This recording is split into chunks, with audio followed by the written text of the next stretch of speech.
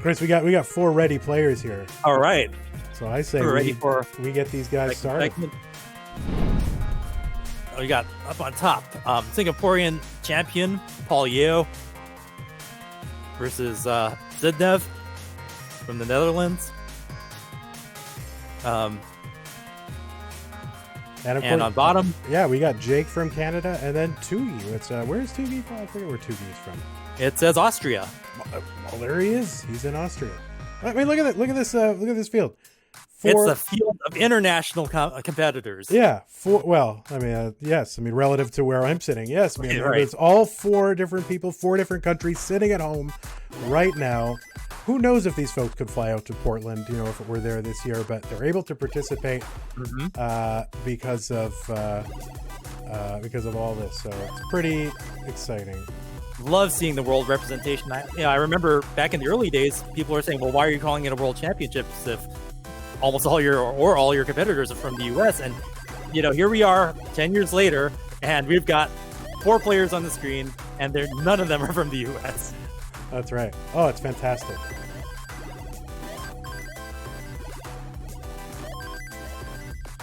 So they're off and running, right?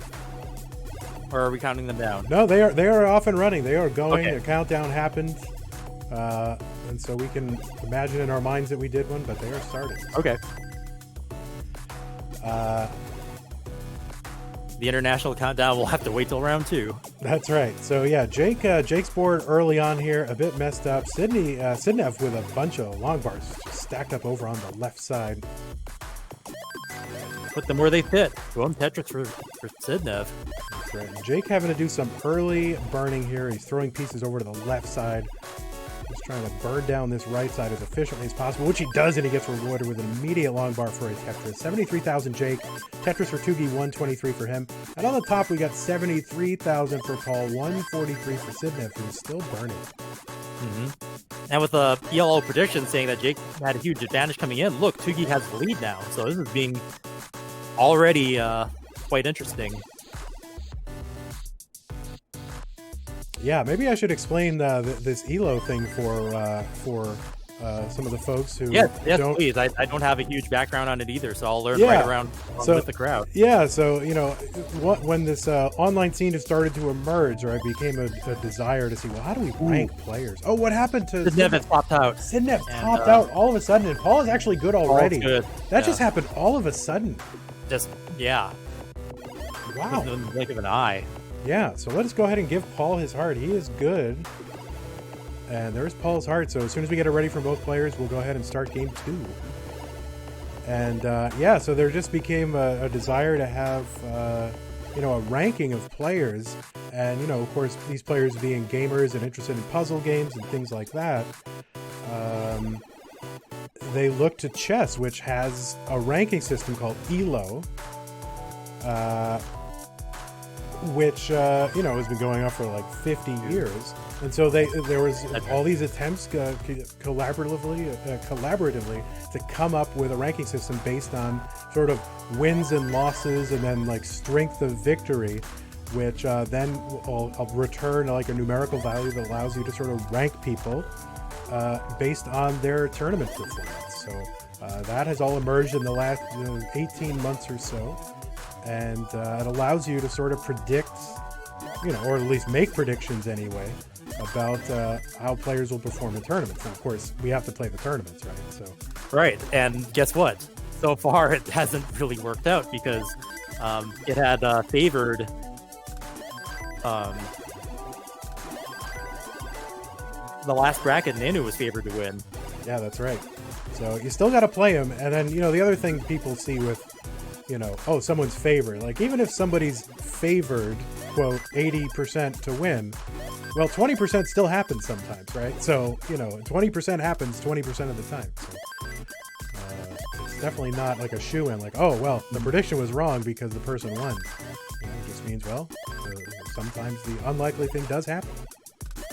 But it's a great thing to see just the evolution and people being able to kind of take our activity as a competitive sport in such a way, right? Like, we now have stats, we now have stars, we now have people who are, favored or predicted, or even you can have something called an upset because you have stats like that on tap. And so Paul 110, Sidnev 125 here in their match, which is just getting underway, and then Jake here 411. He's kind of straightened himself out a bit, and Tugi with the Tetris to get him to 365, pretty close in lines, and approaching transition here on the bottom. Sidnev playing really high, really aggressive, but he's got the lead.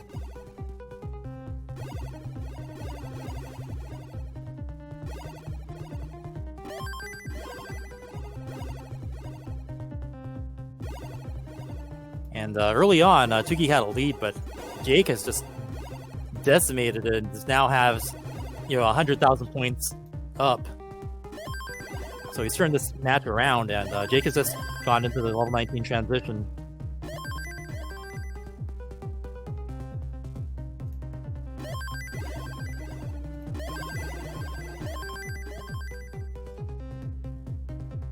And Jake has just been playing really, really good Tetris right now. Is that a last second adjustment?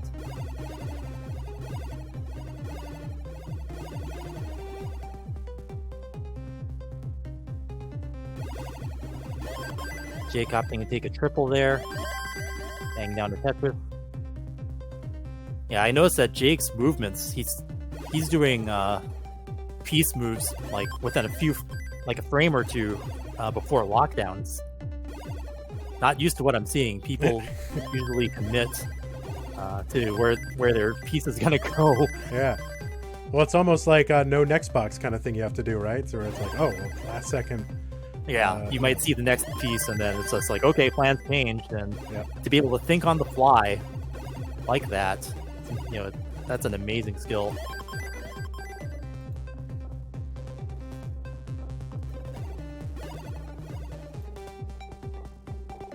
Like, if I saw a DAS player doing that, I might think that it was, trying to charge for the next piece, or maybe even a mistake. But for someone like Jake, I think he's actually doing adjustments.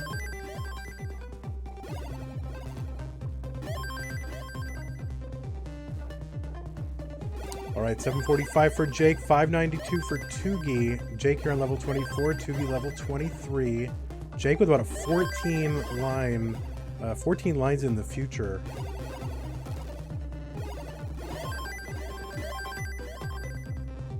And it's still a pretty big lead. Looking at 150,000 potentially.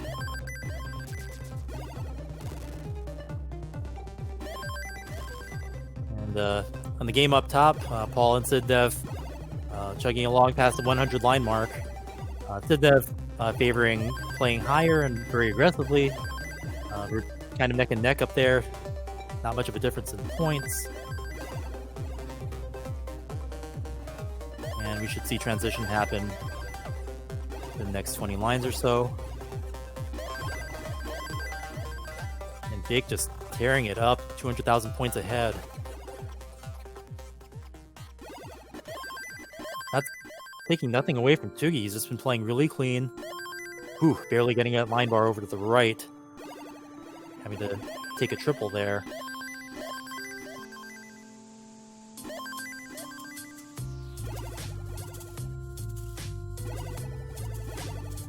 And he's set up for a Tetris. Jake widening the lead to almost 300,000 points. And Jake's about to hit the 29 transition. Let's see what post 29 play is going to be like.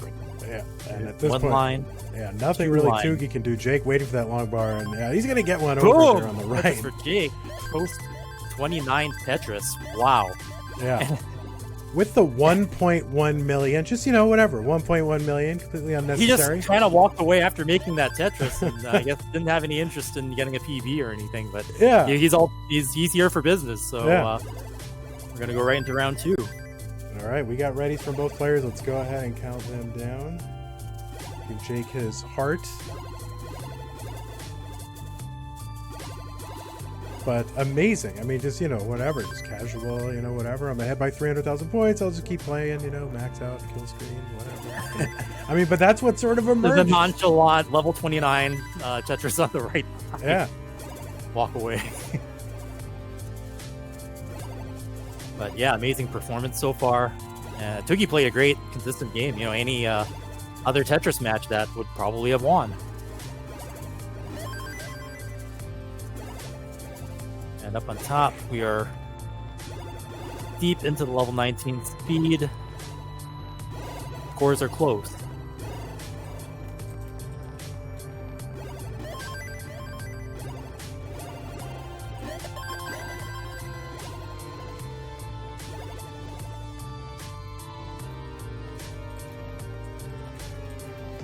Sidnev having to deal with a little bit of cleanup there.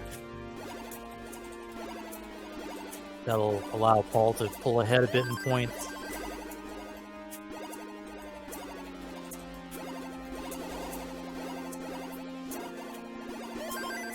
And Sidnev opening back up. Board's back in better shape, but Paul with a 2 Tetris lead, 3 Tetris lead, a little bit more. 100k ahead. We may see that lead widen here as Sidnev has to deal with a very high cleanup, and he's not going to be able to clean that up. And Paul is going to be at heart number 2. So Paul now leading 2. Sidnev needing to win this to stay in the winner's bracket.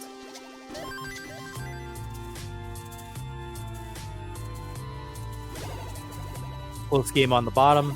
Tugi with just a slight lead. And Jake managing to catch up.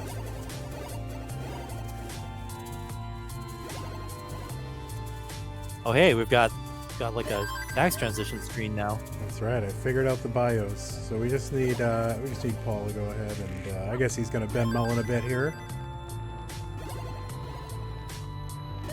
Sounds good.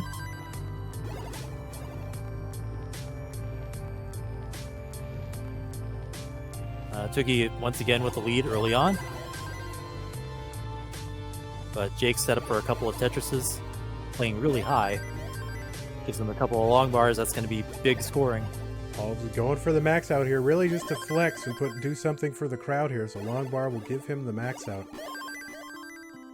And no long bar, so no max out. That's it. See? There we go. All right. Well, you know, I haven't been showing player bios because, you know, I'm bad though. So, but I'm going to show them now, and we'll get readies from a couple of players here, and we will move on to game 3. We are a little behind schedule, so this Ben Mullening thing, you know, it's cute, but maybe something we don't want to do. Well, we've had at least one running game at all times, so no shortage of Tetris action.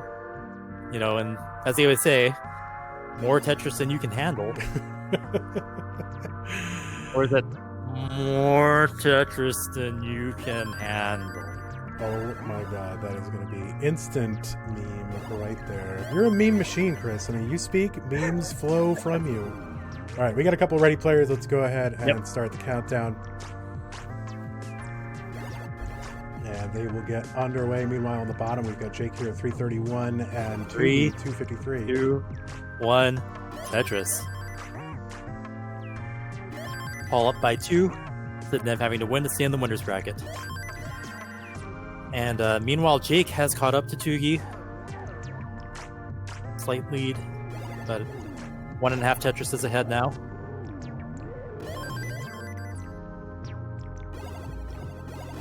Jake playing up on the board much higher.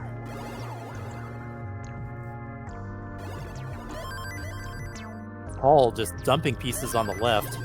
I'm gonna be interested to see how that gets cleared. That is a skyscraper. And with the T-spin, cleans it up quite nicely. I enjoyed that. Yeah, I could tell. Boy, this is getting a lot out of this. Absolutely. All right, let's see if Paul's going to go for the Tetris. And he is going to go for the Tetris here. It's always good if you can to clear down with Tetrises. just to keep your efficiency. He's going to get a Tetris dirty down the 5th column, and he's looking for another one. Going to take a few burns. Jake on a tear, widening that lead. Yeah, heading into transition is Jake here. He's going to have to take a couple of burns here, but he will be Tetris ready. Wow, that was very forward thinking. Yeah, burns there. Very nimble with those burns. That would have taken me about 30 lines to get rid of. Jake's just like, oh, 3 pieces, whatever, no problem. Yeah, that's some very unorthodox stacking. Sort of like setting up different possibilities for what pieces you get to allow for a burn in different ways, from what I can see. All right, 518 for Jake, 452 for Tugi. And Jake set up with a long bar dependency down the middle of his stack. It is not a Tetris well. It's really only good for a single, but he's trying to clear it down efficiently. And in a way, he's kind of messing up his whole stack. Yeah. He got a little too dependent on certain type of pieces, and that's going to pop him out. So Tugi's in a chase down situation. He only needs a couple of Tetrises. Now just maybe... Yeah, just half a Tetris here will do it, and he needs to get to 524. He's got all the time in the world. He's got 80 lines to do it, so I think, barring a disaster, something Tugi can handle. And, Tugi has his fans, obviously Jake has a lot of fans. He's, oh, no, Tugi! Tugi's going to get the long bar in there, and he's still going to get a few points. Oh, okay, he got it. Single. He got it with a single. Wow. That was a nail-biting, like a eye-bar tuck into the well. Oh, my God. I am, Chris, I am 43 and in ill health, and, that could have caused me some problems there. But Tugi is able to find, he clutches that long bar, and they are ready. So let me go ahead and satisfy Trey here and show some player bios, because I guess I haven't been doing that. So he wants to see the bios, and Trey is happy. But definitely, good job for Tugi. Just keeping the state of mind to be able to recover from that. Especially when you're in a chase down situation, you just could have singled the guy out. To set up a Tetris like that and then not get it would be that'd be a huge disappointment, but he was able to pull it off. And he's on the board. Don't forget to give Tugi his heart. Oh, let's give he earned it, by God. Yeah, that was a excellent survival there. So Jake and Tugi tied 1 game apiece here. What was once a best of 5 is now effectively best of 3. That is right. There was one time I had to explain the whole math behind that to someone in chat. So, what do you mean? Wait, it's best of 3 now? No. That's it. Takes all kinds, Chris. Makes sense to me. All right, up top here we got 299 for Paul and 297 for Sidnev. Pretty darn close in line, so this is... I was going to say it, but I won't say it. No, you can say you've earned it. You can say whatever you want. I'll say it when you're neck and neck.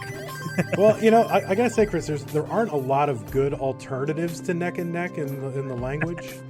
There's a couple I've heard, eyelash to eyelash, which seems a little too intimate. I don't know if I want to get eyelash to eyelash with somebody. That's a little weird. Yeah. I'm not sure if I like the imagery. Yeah, that's some weird European thing. I don't want to get into that. That's a little weird for me. But there just aren't, really darn close. I mean, there's nothing really you can say. So neck and neck wins by default.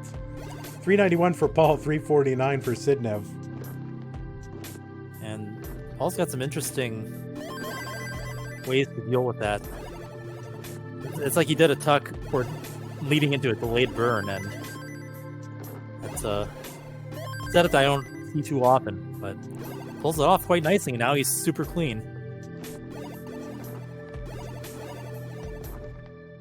Tugi getting set up for a Tetris. A couple of LJ dependencies here. One of them turned into a long bar dependency. He's going to have to get the long bar, which he does, so should clear this away pretty darn soon. And bang, a Tetris. I mean, sorry, boom Tetris for Tugi. I got to forget. This is not Classic Tetris Monthly.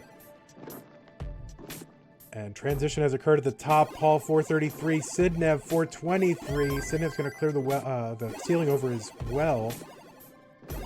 And he's going to get a Tetris 452. Sidnev, I mean, I haven't said this in a while, but he's got some kind of YOLO play. He plays really high, and then he somehow makes it work out. It kind of reminds me of the old style Jeff Moore used to play with. Oh, yeah, definitely. Yeah, you know, I haven't heard YOLO in a while, so see, it's good to have it back. I like being able to compare, play styles. Like Jeff doesn't play like that anymore, though. He's playing a lot safer, playing a lot lower now. Yeah, well, it's tournament strats. You know, that YOLO play is really if you're going for like score attack, like PB kind of games, right? Where, tournament, you have to sort of modulate your aggression, right? Depending on what your opponent's doing. Yeah. And just kind of your board state, their board state. And, looking back when people were not thinking anyone could defeat Jonas, you kind of had to do that. Like, you couldn't hold back anything with Jonas back in the 2017 days. Yeah. 2016, 2017. That was just where we were. And we've come a long way since then, but... Well, I mean, where we've come is now you pretty much do have to be aggressive like a lot of the time because of just what these players are capable of putting up. But of course, what seemed aggressive then isn't necessarily aggressive now. It's a constantly shifting meta here. And Paul in trouble, 519, and looks like he is going to top out. He's going to top out. And Sidnev gets on the board. Sidnev is good, and he survives. So let us go ahead and give him his heart. There it is, the heart. And once we get some readies, we can go ahead and do the countdown for game 4. Meanwhile, Jake has opened up a huge lead, over 100,000 points now. And we're about 30 lines from transition. And Jake with a left well here. Got a couple of long bar dependencies. Let's see how he handles this. I saw in the chat people said that Jake used to play really YOLO, but having multiple long bar dependencies, he handled that really well though. Wow, it just you'd think that was dangerous, but it's just all gone. Walk in the park. But I think the thing that people have to realize, especially those of our audience who are kind of with us, maybe more on an annual basis rather than a monthly basis. A lot of the score milestones, those have shifted a bit in the sense that, in the subsequent year, I mean, multiple players getting 1.3 million point scores, right, in an uncapped score universe.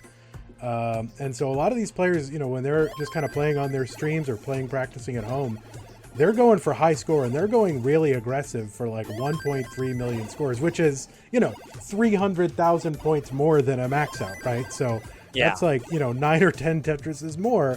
And so these guys are trying to play really efficient and then just, almost farming RNG to find, games that, will actually work. So sometimes these players can have trouble. Some of these players will have trouble sort of adjusting that to what is required for a tournament. And Paul in trouble kind of again here. Yeah. Gaps all over the place, and Sidnev super clean. This is survivable for Paul, and he is bringing it down, but this is going to give Sidnev an opportunity to keep, scoring and build a bigger lead. I remember Jonas had a term for that, where you have a situation that's festering. Yes. You have like a hole, then you build on top of it, and then it starts multiplying the number of problems you have to solve. And you limit your options. So seeing Paul make a hole here, a hole there, and just it's just piling on top of each other. Okay, he made a last second adjustment to keep that open so that when he does the line clear, you can start digging. That's a big dig for Paul. Yeah, for sure. And that's going to open up a huge lead for Sidnev. Now up a higher lead than he's had in this match prior, and that's 134,000 points. On the bottom here, Jake 692 and Tugi 419. So a huge lead for Jake here. Pretty darn close in lines. Jake with some burning to do, and Tugi is clean. And at this point, 223,000 point lead. Tugi really hoping for Jake to top out here and then, you know, do a chase down. It is really hard to come back from that. But it's possible, and I've seen it. Yeah, it's a big mountain to climb, and he's hanging in there. Yeah, if you know, after, you know, if you don't count post-kill screen play, which is kind of a wild card, if, you know, once you get to the 200 line mark, you've got, if you play perfectly, you got about 250 to 270,000 points available. So that's something always to keep in mind when you see these deficits and what's possible, you know, for players to do. And, you know, it's really for a matter of Jake, if he just, you know, continues even to just stay alive, there's not much Tugi can do. Jake's been banging down Tetrises, though. He's not letting up one bit. Oh, I'm not sure he's going to flip that. I mean, look at that movement, Chris, on Jake's pieces. Yeah. Another Tetris for Jake, 833. Tugi back still by about 190,000 points. Yeah, that Tugi's board's probably not in enough shape to be able to catch up at this point. But, you know, he's going to keep playing. There's going to be one time that we say that, Chris, and then there's going to be a massive post-kill screen thing. And it's We want to do that, though. That's what makes it exciting. Yeah, I virtually guarantee it, and we will be proved wrong happily. Exactly. Oh, and Tugi hangs up, and Jake's still playing, so Jake's going to take that one with a huge lead. And let's see if he does a triple. And he's got to get a double. Post 29 flexing here. Nah, he's just going to call it a day. Okay. You know, there's something to be said for not going into that state where you're playing on the kill screen, because your adrenaline goes up, and then that sort of carries over into the next game you have to play. So yeah. There's a big argument for just like, all right, I'm done. Okay, so Jake here shaking his arm out. Oh my goodness. Yeah, is he okay? I hope so. I don't know. I hope so. Do we have a policy for medical checking during our events? Yeah, we're going to fly Chris Foryst right down there. He's going to go check it out. All right, we got a countdown. We're going to start for them. Just going to make sure I'm on the right tab. Otherwise, I'll ruin the top game, which we have Paul 255 and Sidnev 482. This is some pace for Sidnev. And another Tetris, 500,000 points through 109 lines is pretty big. Yeah. That's the biggest lead we've seen Sidnev have thus far. And that's what he needs. He needs to win to stay in this. And then we're at 15 lines from transition now. Again, this is not insurmountable for Paul. I mean, if Sidnev tops out, this is certainly chase downable. I mean, players have, you know, gotten 500 plus thousand points, you know, after transition. And it's certainly necessary, especially for, you know, for players that are chasing 1.2s and 1.3s. They're getting that, and they're used to it. It's aggressive, but it can be done. Yeah, and Paul's definitely got the talent to chase that kind of deficit down. And Paul transitioning pretty high, but... Oh, and he's going to go for the Tetris. Playing super aggressive, he gets it. Yeah, you saw that tuck with the L piece in there. He could have taken the triple just to take some pressure off his stack, but no, he decides to go for it. And that's situational awareness, right? That's like, hey, I'm way behind, and I'm either going to go all in on this situation, or let's play the next one. Mm-hmm. And he can't afford to play a little aggressive. He can stand to lose one, but he'd rather not, so why not score? Yep. So Sidnev up by 243,000 points, but Sidnev kind of in trouble here. And all in on a log bar, and he's going to hang something on the left, and he's going to top out at 618. So here we go. What can Paul do here? Yeah, 217,000 points to go. He's got time to do it. He can't just like single it out. He's going to have to score a bit, but we'll see what he can do. And Sidnev, just all he can do is sit and wait and see, is he going to land in the loser's bracket, or is he going to have another chance? Yep, and you know, Paul has to actually maintain some aggression, even though it's a chase down. And it's not easy at all. Yeah, he can't single it out. He has to actually put his foot on the pedal, so to speak. And there's a definite psychology to this, where it's like, you know, your opponent is topped out. You would think, you know, at first blush, oh, I know what I have to get, so it's easy. But, you know, you kind of, all of a sudden you become your opponent at that moment, right? And just say, okay, well, what should I do? Can I wait? There's a whole bunch of other considerations you have to make. Paul about 100,000 points behind. He's got 40 lines to do it, and Tetris is at this point, you know, worth around, you know, in the neighborhood of 30,000 points. He's got some holes in his stack he's going to have to clean. All right, so Jake 231, Tugi 252 on the bottom here as we watch Paul and Sidnev. Ooh, here's that festering situation. Building on top of his holes. That's not good. Gonna need to clean those off. Oh, that hang, and then he's got that left side is so problematic, and that's tough. I don't know. I don't think he's gonna be able to burn this out. He's not gonna be able to chase it down, and Sidnev is gonna force a decider, and he is happy. And we've got a decider. But yeah, Sidnev with that big lead, putting the pressure on Paul, and yeah, Paul wasn't able to keep his playfield clean and get rid of those holes in the stack. That's right. We got 2 ready players. They're ready to go, and I don't see any reason to delay. Here we go. Let's get them started. Best of 5 is now a best of 1. That is right. And now the loser of this game will not be eliminated. They will be moved to a loser's bracket. This is a double elimination sort of mini tournament. Best of, you know, for these 8 players. And the winners will be moved into the top 8, where the bracket will then be reshuffled. So, you know, the loser's bracket, you know, they are not out of it. They can definitely win. And the winner of the loser's bracket, the way double elimination works, right? They get thrown into their own little tournament. Anyone who's lost a match, right? And then the winner of that little tournament comes back and plays the winner of the winner's bracket.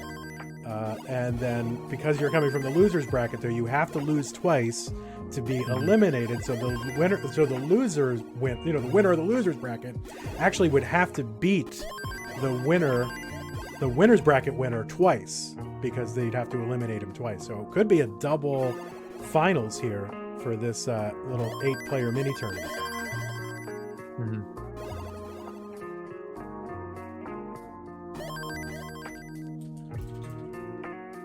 Yeah, I've seen this happen a lot in fighting games. They call this sort of like the pools, where you have like 1,000 players, but then you've got like this 4 mini tournaments going on, and you know that only one person's going to come out of that quadrant alive.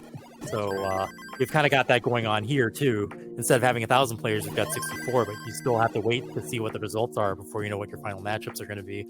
That's right. So we've got the bottom here approaching transition. Jake has transitioned here a little bit awkwardly, but still low enough for him to be able to deal with. And he will be Tetris ready in a couple of pieces or so. 523 for Jake. He's going to Tetris 547. Tugi 547 here post transition. Neck and neck. We got us. I also sometimes will say we got us a horse race. There's just not a lot of good things. Oh, Tugi with some mischiefs here. And Tugi, that hang on the right side is going to be insurmountable. Nothing he can do. He's going to top out, and Jake is good and will be moving on in the winner's bracket.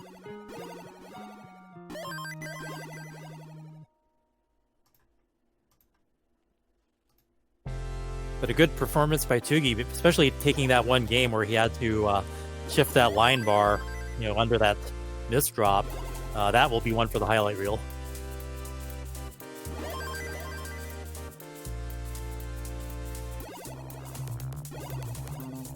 All right, we'll get the two-way scene going here in a moment.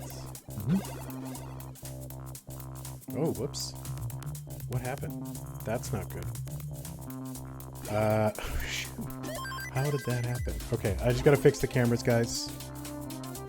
We can still see the game, so it's all good. Paul having a lead of about 80,000 points now. Both fields are good shape. Oh boy. All right. Well, I didn't know that could happen. Yeah, we'll fix this. It's easy to fix. Pardon the technical difficulties, but at least we get to see the game going on. Paul going up 100,000 points now. Sidnev having some catching up to do. We're halfway to transition. Both players with clean boards.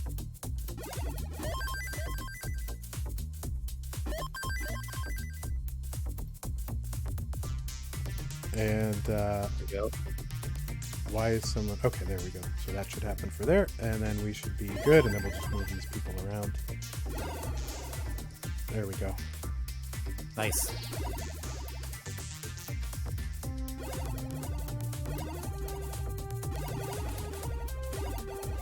And Trey is just like, why did we hire this guy? You're the leading authority on online Tetris competitions. Yeah, apparently. Doesn't feel like it right now. But not a whole lot of people all with misdrop there, but he'll be able to burn it down. He has a lot of... when you have a situation like that and you misdrop up high and you have an open well, even if you don't get a Tetris, if you're able to burn down all that stuff that's underneath, you make your life a whole lot easier and you can survive a bad misdrop that high. And he cleans it up like it's nothing, and we're clean again on Paul's side. And he gets to keep his lead, but Sidnev's his board is in great shape, so might be able to catch up.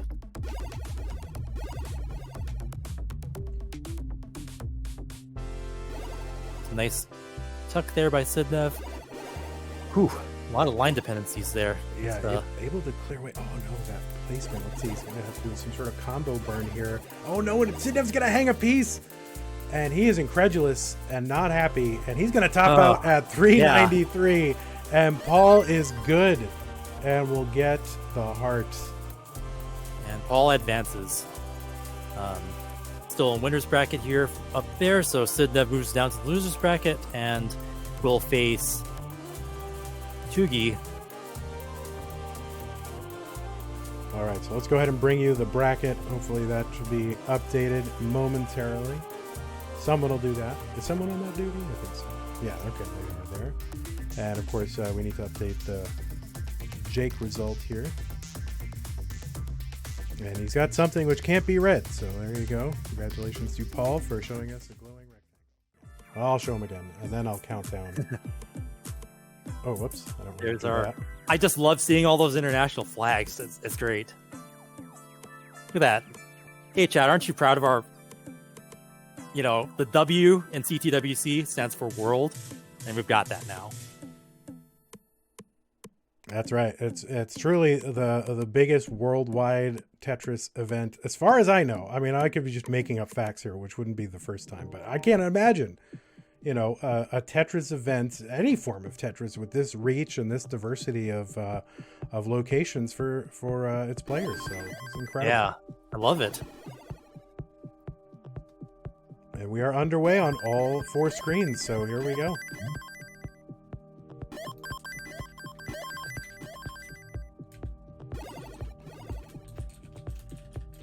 And Jake's got Spire situation, multiple dependencies going on. Let's see how he clears this out. I saw a T-spin set up there, and he does it. Playing up really high. Ooh, can he clear that down? That is crazy. He's able to tap it all the way over to the left, but it's just insurmountable. And that is a very early top out, and Paul is good for game 1. Yeah, Paul, you can go ahead and top out for real, bro. That is real. So, all right. Sometimes, commentators will curse these games by being like, oh, he topped out, and then the other guy's not even there. But I know from hard experience. And Nenu knows for sure as well, as a result of... Someone is photobombing Paul on his stream. All right, we got readies from both those players. We'll go ahead and count them down.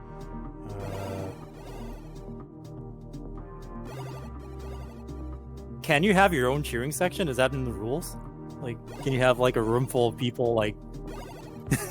Yeah, I think I don't know that we'll have to. That seems like a Vince thing, so we'll have to find out in the rules if that disqualifies Paul in any way. I don't think it does, but I don't think it does. I'm just like wondering if that could be like a strat, big brain strat. Just like put something so ridiculous in your background that it distracts the other player when they try to look at your screen.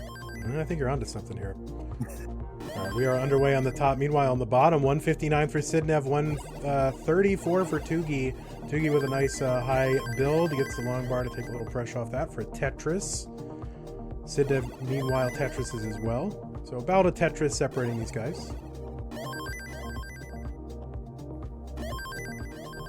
Yep, Tugi building higher. Sidnev we were seeing build really high in the last game, but not particularly this time.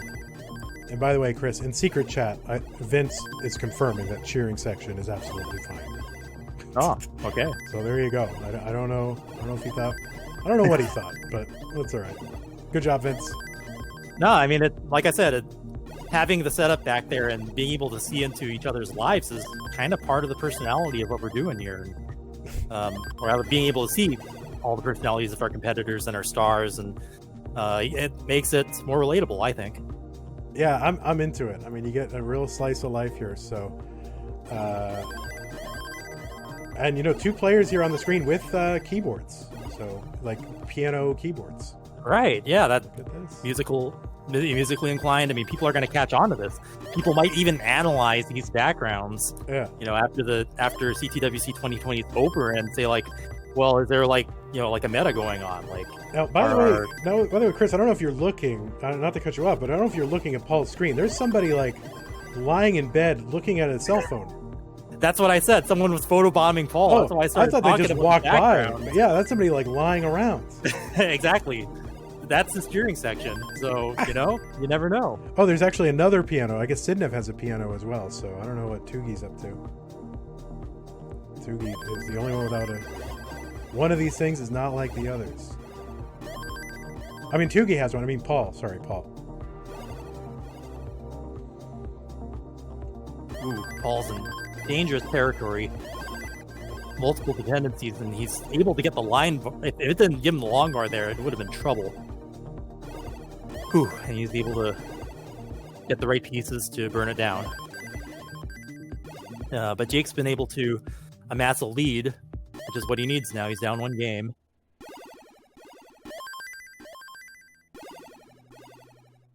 Yeah, Paul able to fix that up pretty fast, but yeah, he was in danger for a second there. It looks like, Jake's stack a little bit high here, but he's going to get this J and L to clear all this away. And he's back to safety and gets a Tetris. You know, Vince is wants to make clear that the only rule is that Chris Bidwell cannot say poopy under any circumstances. Whoa, what happened with that? I don't know. It seems like some sort of inside thing. I don't know if I really want to get too much in the weeds on that one. We'll leave Vince and Chris to that one. All right.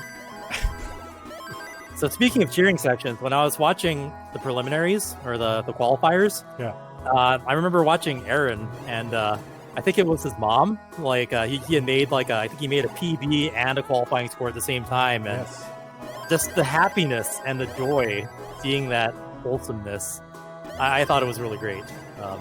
So having your life go on while you're doing your Tetris qualifier, highly relatable. Yeah, that's great stuff. So Jake 410 and 356 for Paul, so decent paces here through 90 lines for them. Sidnev and Tugi have transitioned here, 537 Sidnev, 549 for Tugi, and just about the same line count. So that is neck and neck for sure. Mm-hmm. I was gonna say it earlier, but I didn't want to cut you off. No, believe me, we're gonna cut each other off. I mean, this is pandemic life, right? Everybody on these things, and Tugi in a little bit of trouble here. I want to see the other commentaries start saying neck and neck more. Like it shouldn't be frowned upon. Yeah, we should embrace the necks. Well, I mean, I don't know if you've watched any of our streams, but we have a whole icon that flashes on stream with some of the more famous necks in Tetris. Oh, nice. I consider the best necks in Tetris. No offense to anybody listening, but I consider Jeff Moore and Alex Kerr to have the best necks in Tetris. Oh, absolutely. Now that's the video for that meme. We're zooming in on Jeff's neck. That's the neck right there. I mean, we're all really here because of that neck in a lot of ways.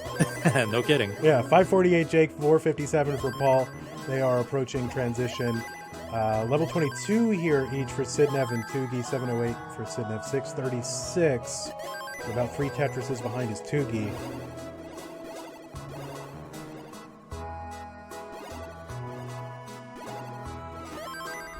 About to transition up on top there. And Paul's going to transition with the next Tetris. Oh, I guess he's going to have to burn a triple.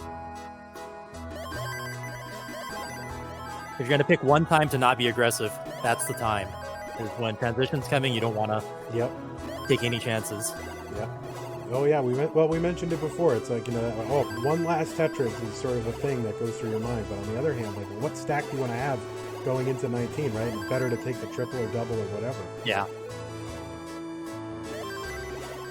All right, 679 for Jake. He's got a 160,000 point lead over Paul right now. Paul up 1 game to none. Sidnev with some, what does Jonas call them? Alternating burn shelves and whatnot. Yeah. And Tugi's going to top out 738. All of a sudden. That was fast, yeah. I didn't see that coming. Look at that. It's like a formation of... I guess there's a spire in the middle and something hung, and he wasn't able to get anything over it after that. And Jake is going to top out 685. So that's all of a sudden. I'm sitting here doling out hearts, and Jake is topping out. So Jake's going to top out 685. Paul needs to get to 686. Mild chase down here. Paul has runway to do it, so no big urgency on Paul right now. Right. And we'll go ahead and start these simultaneously here, regardless of what happens with Paul. Yeah, there's not much. It's not too much left. 2 Tetrises will do it, and he's clean.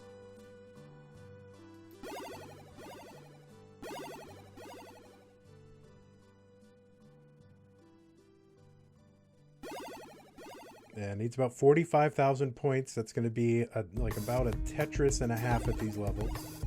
He's doing it with triples, so he knows.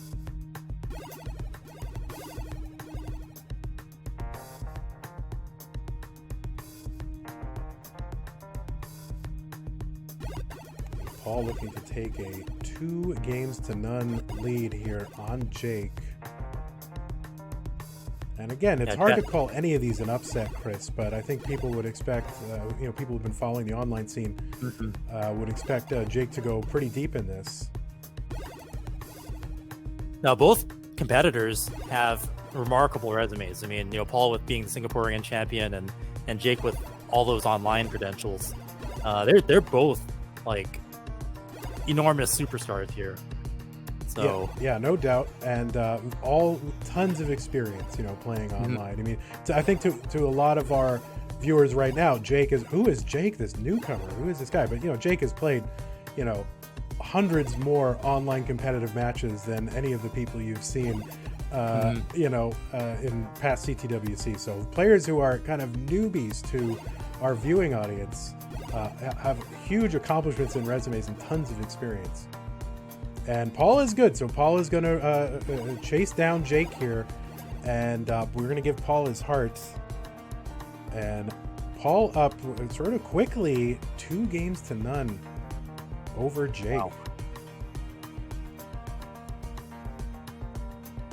All right, so as soon as we get readies from those players, we can go ahead and count it all down at once. Why not? Or we can just get them started. It's okay. We'll just get them started underneath. We might need a moment up top there to... Yeah, in both cases, there were situations that were developing that, I thought Jake would have a solution for, but it didn't quite pan out that way. So maybe we'll have to see. We'll see if he adjusts, maybe play a little safer this round to avoid that from happening. Especially since in his prior match, I think that those situations weren't happening. Yeah, they got a little situation, something happening on top there. So we're going to go ahead and get that bottom match started already. So let's go ahead and do that. Make sure I'm clicking the right thing. And we'll wait for the Jake and Paul situation to get resolved.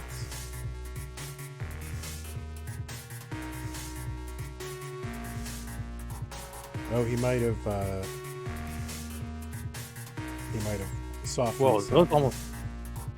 So on the game on the bottom, those almost look like the same piece set when that game started.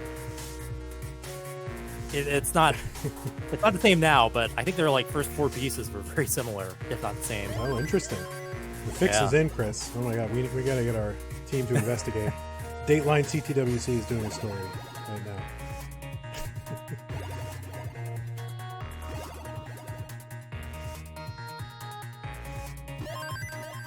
I mean, we may have a future where we can have easily same piece sets with, you know, our CTWC rules because of you know, Tetris Effect Connected will have that mode in it. So we'll focus on the two-player scene here while they get all that sorted on Jake's and Paul's end there.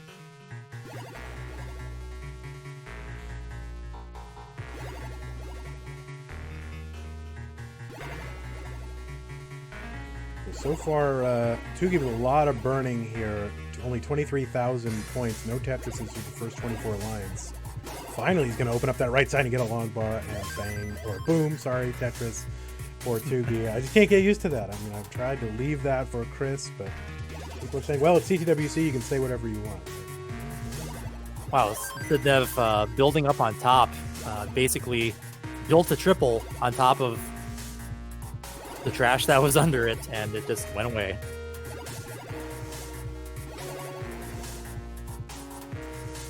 Yeah, and Sidnev with not a lot of great places to put things like squares right now, so he's going to have to. Okay, finally opens up a little place for that. But that's what you call bad parity, right? So for those of you bad parity, but good dig. Wow. Yeah, no doubt. 120 for Sidnev, 99,000 for Tugi, so kind of early suffer game here through the mid-40s of lines.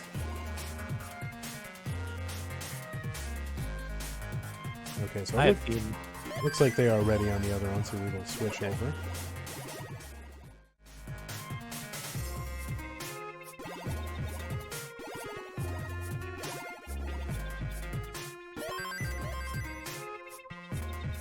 Sidnev has cleaned up pretty well. It's about to be Tetris ready again.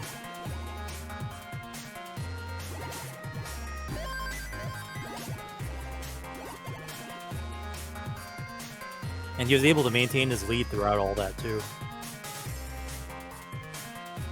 And Tugi is set up. Ooh, long bar came at the wrong time. It's not giving him the right S piece. So not too dependent on it, but he's able to clear it off with a double.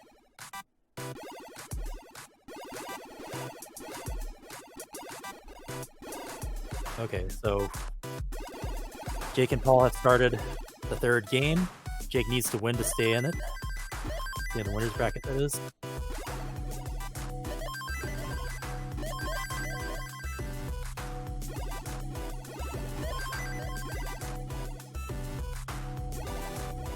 Yeah, players have been sort of given a list of kind of instructions and guidelines from the tournament organizers and the judges about soft resetting, which is, you know, when you press A, B, select, and start all at the same time. That is actually prohibited for anything that's like a consequential match. So, kind of a warning going on, and now it's like, hey, don't do that again. Right? It just kind of messes with the technology here. Sidnev playing way high. He's gonna get. Ooh, he barely got getting that bar over. He's still in trouble. So Sidnev, yeah, lots of concentration going on here from Sidnev. I mean, multiple digs having to survive.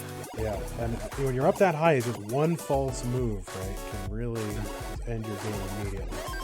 And Sidnev setting up one row off the bottom. He's actually still got the lead, and he's going to Tetris and extend that lead as well. So despite all that, still with the lead, just because of Tugi's, you know, real slow start. Yeah, that's a heroic dig.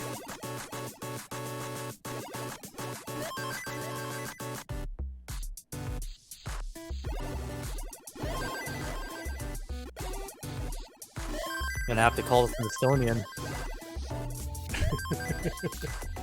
Uh-oh. Alright, so up top we got Jake at 238. He's Tetris ready. Bang Tetris for him. 261. 181 for Paul. And a Tetris for him to get him to 204. Down at the bottom, 349 for Sidnev and 316 for Tugi. Both Sidnev and Tugi. A little bit of burning too. Tugi's clean again, though. Sidnev still at the dig.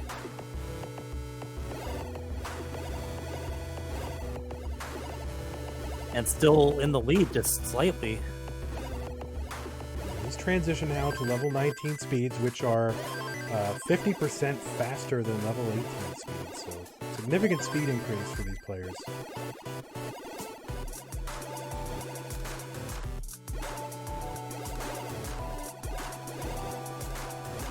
Whew. And Sidnev finally digs down to the bottom. Might find a ET cartridge or something down there. But it looks like the dig is finally done. Now, viewers, keep in mind the bottom match is one of the losers bracket matches, so the loser is out of the tournament. On the top, though, we're still in the winners bracket, so the losing player will still be able to continue on in the tournament, just be relegated down to the losers bracket. You have to lose twice to be eliminated from this tournament.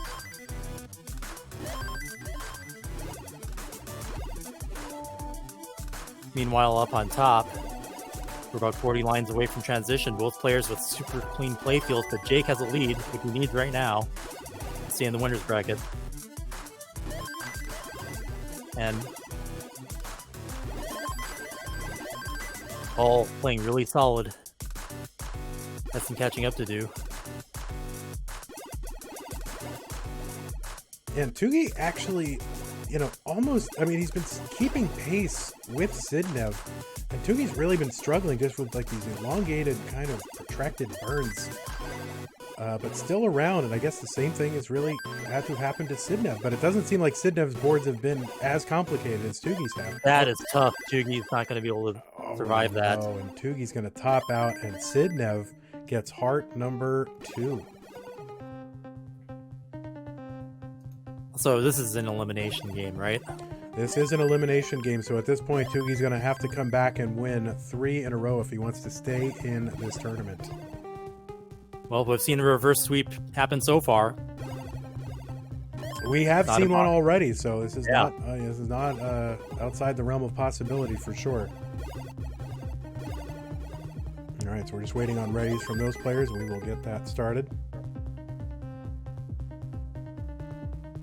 Ready. I'm like triple checking everyone that I'm clicking the right start countdown button. And Paul has just transitioned to level 19. He's opting to keep the one off Dirty Tetris so yeah. One off the ground. Yeah, Nosey's behind, so he's going to try to find an opportunity to clear that down efficiently, and it's going to be able to do so with a double, right? Yep. So ideally, obviously, you'd love to clear everything away with a Tetris every single time, but not always possible. So if you can avoid triples, that's good for It's your better efficiency. to take a signal later than to take a triple, several triples that you don't have to. So 663 Jake, 489 for Paul.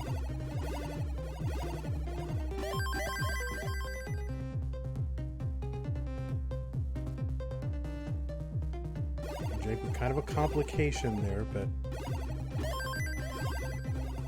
hanging on. Oh no, that misdrop from Jake.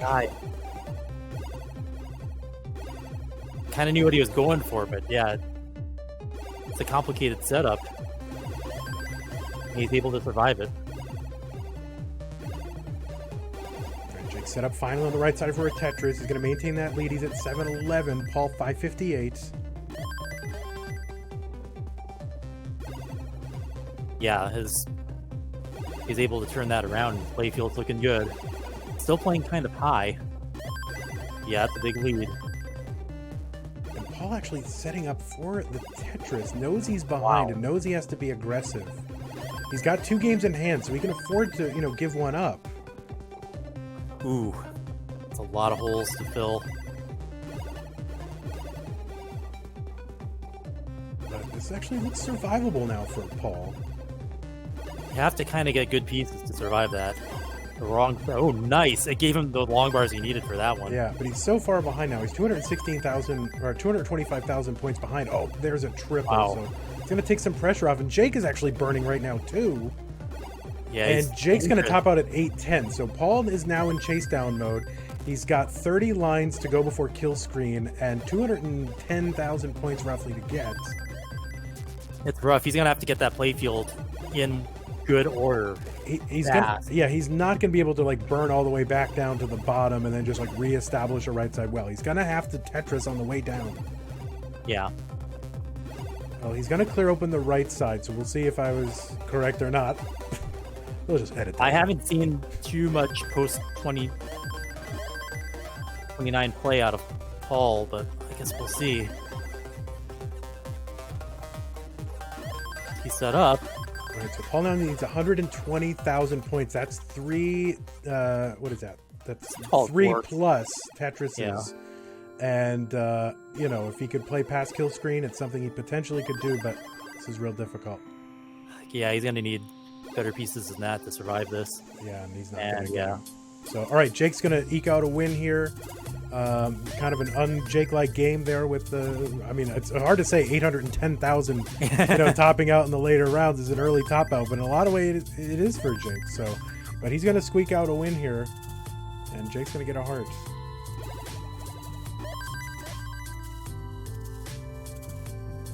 But it's a definite momentum shift, aside from starting off playing very aggressively and taking a lot of risks and having early top outs. He's kind of playing it safer, and we're seeing an adjustment. Yep. So, all right, Jake, screen for a moment here. On the bottom, we've got Sidnev 342 and 311 for Tugi, so pretty decent tournament game. Yeah, and good tournament paces here. Ideally, if you're looking to kind of play a PB kind of max out style game, you're looking for about 100,000 points for every 20 lines. You can bring that down a little bit for a tournament situation, although not much these days. Oh, we've got ready players on the top, so let's count that down. All right.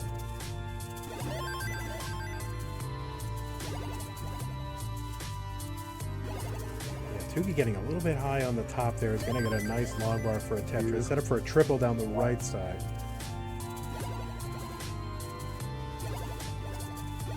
Now, players can see the countdown on their screen. That's part of the Maxout Club thing. They can see that. So, sort of unlike being in a physical location, they don't necessarily need us to count it down for them. Where they sort of like need that in person, right? So it's another sort of different dynamic here. That's why you see them looking off to the side. Yep. They have their own countdown. Special Trey tech. Jake's board a little bit messed up at the top, and he's going to get a long bar over there. He's looking for a triple down the right, so his stack's going to be knocked down a little bit. He's kind of swagging a little bit.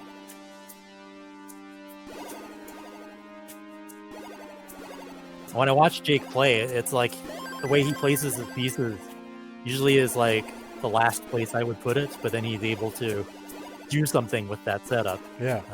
It's very interesting to watch. Yeah, if you and I knew where to put these pieces, we wouldn't be here. We'd be playing, right? So. But, when you watch someone, even like Jonas, typically he'll put something in a very predictable, smart place. But Jake is putting things in, places that I wouldn't have normally thought would be wise, and turns it into something that you can work with. And that's what you like seeing, when you see different styles of players, like different possibilities emerge, and you become a better player when you see those possibilities. Well, we've got a transition down at the bottom here now into level 20. Sidnev 592, Tugi 491. Tugi setting up for another one. Sidnev's going to get another one here, 617, so 126,000 point lead. And Jake high up on the board, and looks like he's going to top out, and Paul is going to up in the winner's bracket. He'll advance in the winner's bracket, and Jake will be relegated down to the loser's bracket. And we'll be facing the winner of Sid and Tugi, right? That's right. So yeah, Paul will be playing the winner of this match. Not this match. Oh my god, I totally forgot. So let's see.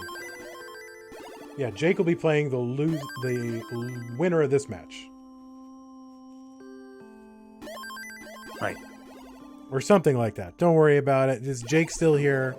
One of these guys will move on, and one of them won't. That's what we know.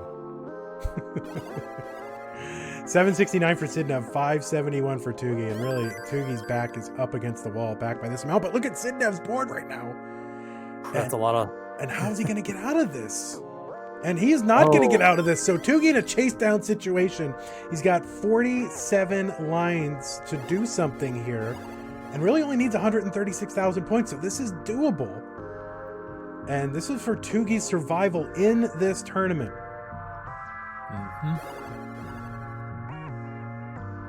So Tugi in a do or die, all or nothing situation here.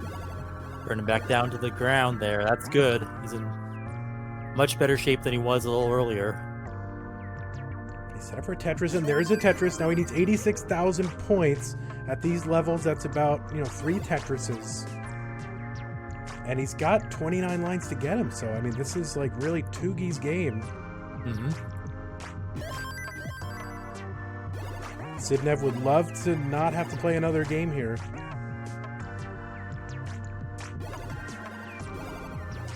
And now he's a Tetris and a half from getting his first heart and keeping this match going. Yeah, and Tugi's not playing super safe either. He's actually going for Tetrises. He just needs either a Tetris or a combination. Yeah, I think that might have been a slight misdrop, but not a fatal one. Yep, 7,000 points just needed here, and now just 4,000 points. So just needs to kind of get those points. And that'll do it. And that'll do it. So Tugi has salvaged a game here and forced this match to continue. So let's go ahead and give Tugi his heart.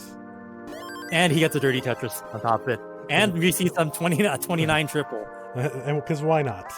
Yeah. I mean, I would do it. Feels good. So it's going to be, I guess it's going to be Ben versus Jake in the losers bracket, Opox. All right, so these players are ready. So let's go ahead and get them started, and then we'll see what we can get started now. Okay. 2-1 for Sidnev. Sidnev kind of coming out of nowhere, honestly. Not super engaged.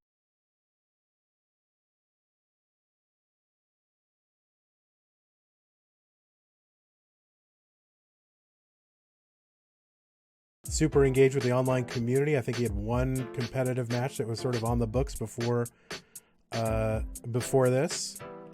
But he's up 2-1 here in the losers bracket.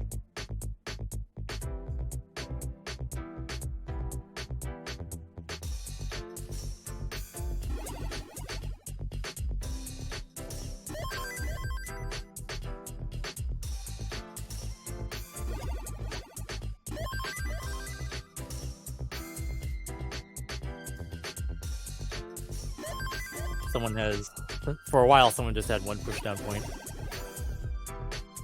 of a lead. Well, who knows? That could do it. I remember in last year when Corian and Joseph were playing and they started trading off pushdown points. That was very memorable. Yeah, that was a huge moment and a lot of fun for sure. But right now we are embroiled in this neck and neck match right here. Oh, I love it! You said neck and neck. I did. It's oh like, my I don't god! need to say it anymore. Oh my god! It's catching. It's contagious. When my broadcast partner says neck and neck more than I do, I consider that a victory. Yeah. Oh, what have you done? I've become corrupted. Oh no, Chris.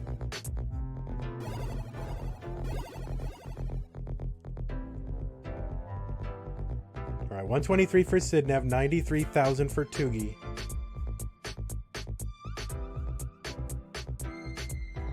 Both players with nice, clean stacks. Sidnev's is a little severe. You kind of want to see more of a slope there, but still fine. No problems there.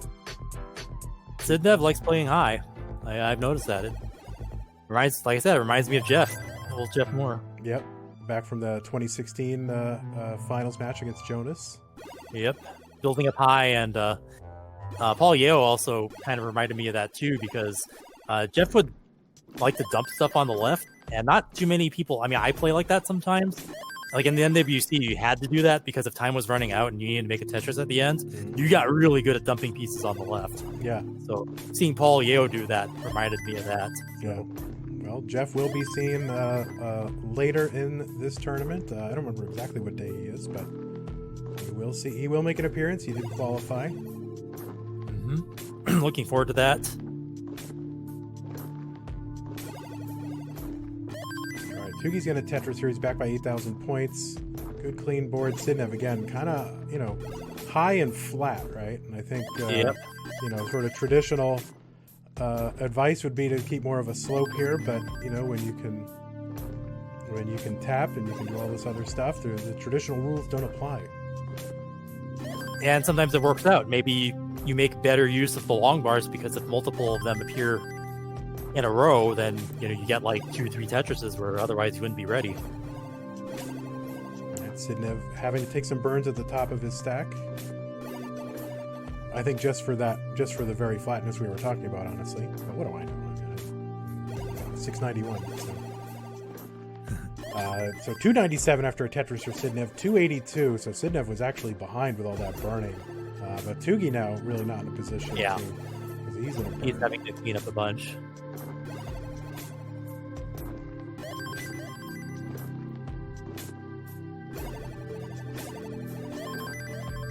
And boom, Tetris is for Sidnev. He's kind of did what I said, where if you're built up really high and then you get 2 long bars, then that's 2 Tetrises that you may or may not have been ready for had your playfield not been built so much.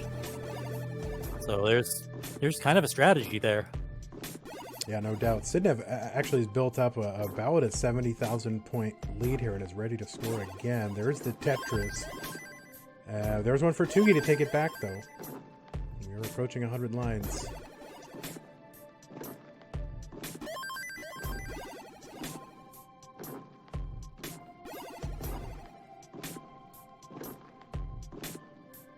Yep, both playfields looking really good now.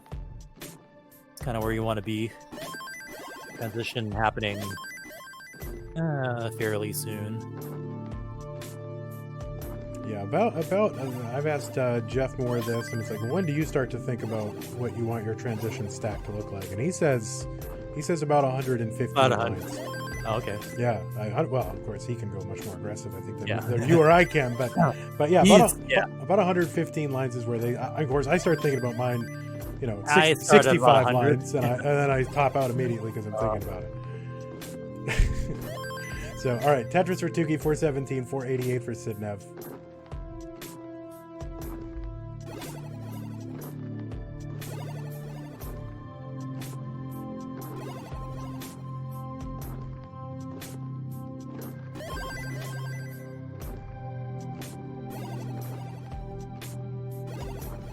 Sidnev is going to be transitioning with the next Tetris if he gets the long bar.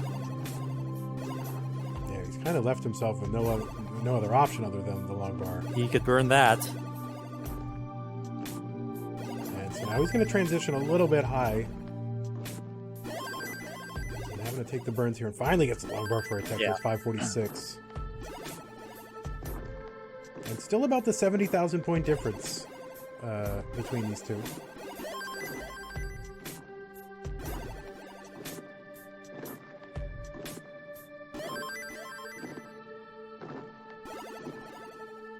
Normally I have to calculate on the fly in my head, Chris, and it's like Trey Vision just makes it easy. I can just look now.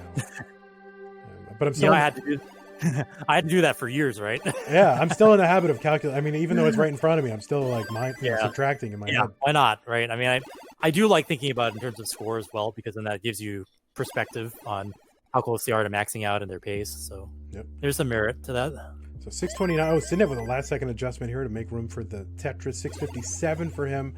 And 517 for Tugi. So Tugi kind of falling behind. Yeah, he had some unfortunate... he had to take some triples because the long bar didn't come.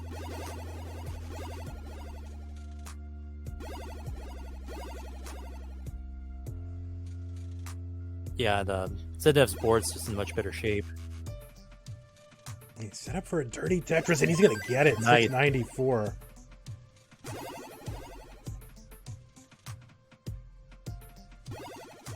Yeah, Tugi is having to deal with a lot of digging. Oh no, Sidnev, look at his board. Yeah, I don't think he's going to be able to get anything over that. So Tugi is in a chase down situation again. kind of similar to last round. He has about maybe a little less time to do it, but that's not too big of a lead. He'll still need to make Tetrises to do it. There's one. Yeah. Need 3 more. Yeah, there's about 3 and change, and the change will come as you know, kind of burn to make room for them. He opts for the triple there. He can afford it, though. Better to be safe sometimes.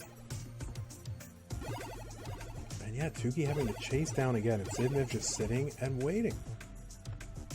And yeah, it was just this misflip with Sidnev on the left side with this long bar that gave him this kind of weird impenetrable ceiling over the left side, which you just can't have. You gotta burn on the left or burn your left away, and he wasn't able to do it. So 46,000 points now, a Tetris and a half, and 24 lines to do it before kill screen, or as we now call it, the thrill screen.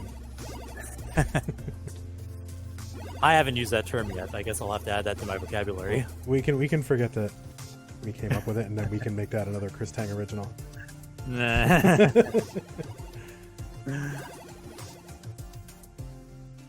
Okay, so 1 Tetris away, and he's got 13 lines to do it, so no urgency.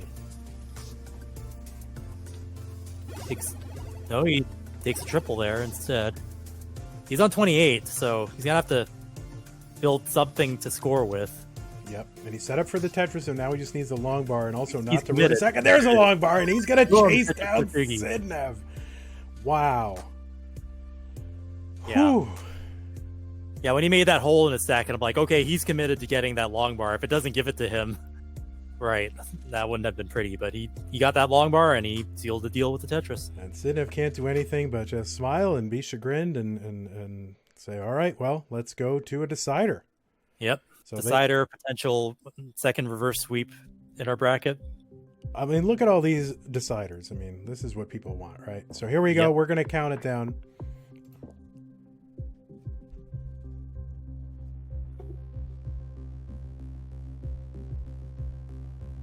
Three, 2, 1, Tetris. No one does it better. Let's go. All right, 1 push down point here for Sidnev. So, you know, if it ended right now, then that would be it. Stranger things have happened. I mean, I have to believe since that 1 push down point is free, then to not do it is a strategic error, right? Like, since there's no downside to doing it, then you kind of have to do it. I think mathematics would say that. Someday, you know, we never thought that we'd have, you know, 12 max out qualifiers or double max out games just like as a matter of course. One day there will be a match where it's going to come down to push down points. Yeah. And maybe it'll be like Harry Hong or something. Yeah. And, you know, people are going to go nuts when that happens, but people may laugh at it today, but someday they'll be able to point out that game where push down points mattered. And Harry will say, see? Oh, that's wonderful.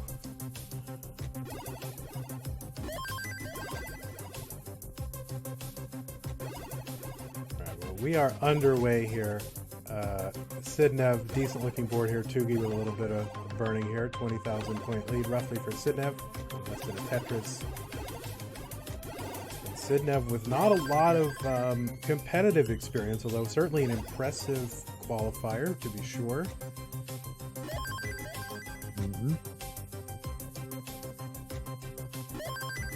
I mean, played this deep into the rounds, like to even be able to come back, being down 2 games, you know, 3 games, and being almost eliminated and come back in a reverse sweep. Like the fact that that's a possibility is crazy. Yeah. But it's what our fans want to see. You know, you want to see a good fight. You want to see these players playing at their best, and definitely seeing that here with Sid and Tugi. Yeah. Now, Chris, this is kind of what I'm known for as well, which is starting down, you know, 0 games to 2, coming back and winning the next 2, looking like I have the momentum, and then losing and failing in my reverse sweep. So that's what I am famous for, among other things. Yeah, just losing in the just most horrible way. Oh. Sidnev in trouble. But okay. He got the right pieces. Yes, Just he did. hanging by a thread, though, just barely getting that piece over. Yeah, and that's Ooh, that. he covered the well, like, right before the longbar game. Yeah, and that is kind of a consequence of this kind of flat kind of top that he has, where he doesn't really give himself that burn chamber at the top of his Tetris well that, is kind of foundational, that, Jonas talked about in his early kind of instructional videos that helped launch this scene as well, the online scene. Yeah, you get that flat, kind of too flat stack that Jonas warned us about. And then you're forced to stick something where it doesn't belong, and then you have to dig, burn it all off, like that. Yep. And it's gonna haunt you later. Now he needs to clear that and get a line piece. Ooh, or build on top of it, and he built on top of it.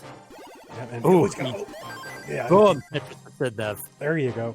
And Tugi, though, able to get some of this lead back, and yeah, he's only one Tetris behind now.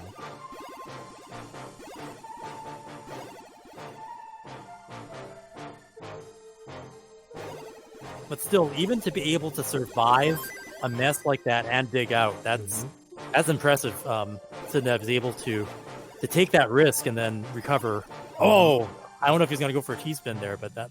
Yeah, he missed the T-spin there for sure. And but yeah, I think this is an artifact of, just kind of, in a competitive context, you have to kind of change a little bit where, the way that he's stacking with that flat, it's like, it's going for PBs and score attack and just trying to get the highest PB. And that's what that kind of stacking is, where you just, okay, well, I didn't get it this time, move on to the next game, right? But there is no next game here, right? So you have to sort of play a little bit, closer to the vest and, give yourself some outs.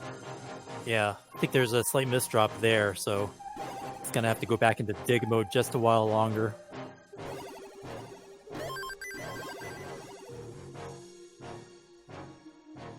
And in the meantime, Tugi has taken the lead. Yeah, Tugi with a substantial lead now, 77,000 here, pretty even in lines, and Sidnev with a really dependent stack right now, and heading into transition, so he's going to need to clean this up right quick.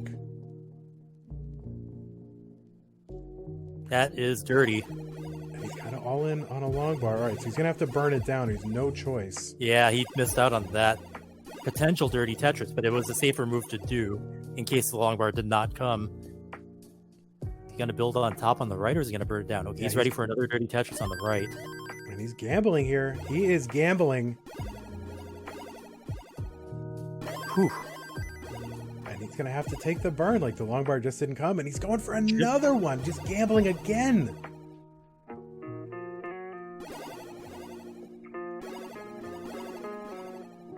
Oh man, that's hard to dig out. So he's gonna have to get a long bar over to the right. He can't get to the left at that point. And Tugi is gonna take it with a reverse sweep. Wow. Sidnev had him 2 games to none, and he just really was building high and then gambling on long bars the entire time. And the long bars didn't come, and he topped out. And Tugi with the reverse sweep, amazing. It was just one of those, like, I play games like that, and when the RNG does that, I'm just like fuming because the long bar comes like right after you cover up the well, and that happened like 5 or 6 times, and he was able to dig back down, and then it just happened again. Yeah. And the thing is, he really didn't leave himself a lot of outs because he just kind of went all in on a long bar several times. And then when he was caught without one, he just had to scramble and place stuff where he could. And he just kind of flirted with disaster too many times, and it caught up to him. And I think that's maybe a lack of tournament experience here. So it'll be interesting to see. Now, Sidnev...